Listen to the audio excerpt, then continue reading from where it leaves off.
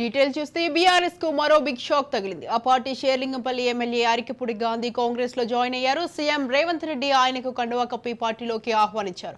ఆయనతో పాటు పలువురు కార్పొరేటర్లు, స్థానిక నాయకులు, అనుచరులు కాంగ్రెస్ లో చేరారు. సీఎం రేవంత్ తనకు పాత మిత్రుడే అన్నారు ఎమ్మెల్యే అరికెపూడి గాంధీ. ముఖ్యమంత్రి స్వయంగా తనను కాంగ్రెస్ లోకి ఆహ్వానించినట్టు చెప్పుకొచ్చారు. అన్ని ఆలోచించిన తర్వాత కార్యకర్తలు, శ్రేయోభిలాషులు సూచన మేరకు కాంగ్రెస్ లో చేరినట్లు తెలిపారు Arikepudi.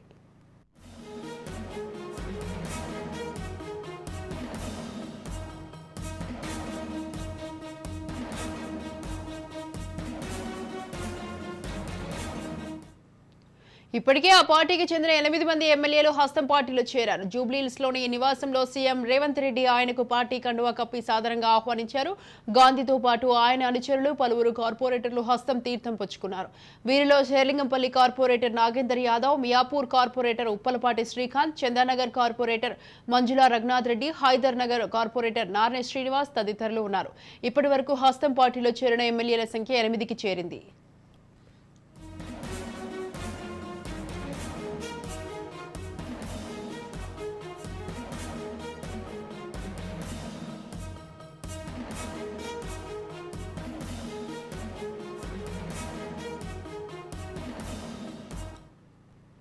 Rajendranagar MLA Prakash Goud, Gadwal MLA Bandla Krishnamohan Reddy, Chevella MLA Kale Yadaiah, Khairatabad MLA Danam Nagender, Bhadrachalam MLA Tellam Venkatrao, Station Ghanpur MLA Kadiyam Srihari, Jagtial MLA Sanjay Kumar, Banswada MLA Pocharam Srinivas Reddy Congress లో చేరారు. నియోజకవర్గ అభివృద్ధి కోసమే తాను కాంగ్రెస్ లో చేరుతున్నట్లు ఎమ్మెల్యే గాంధీ తెలిపారు. అభివృద్ధిపై సీఎం రేవంత్ తనకు హామీ ఇచ్చారని, అందుకే కార్యకర్తలు, శ్రేయోభిలాషులు సూచనతోనే పార్టీ మారుతున్నట్లు చెప్పారు.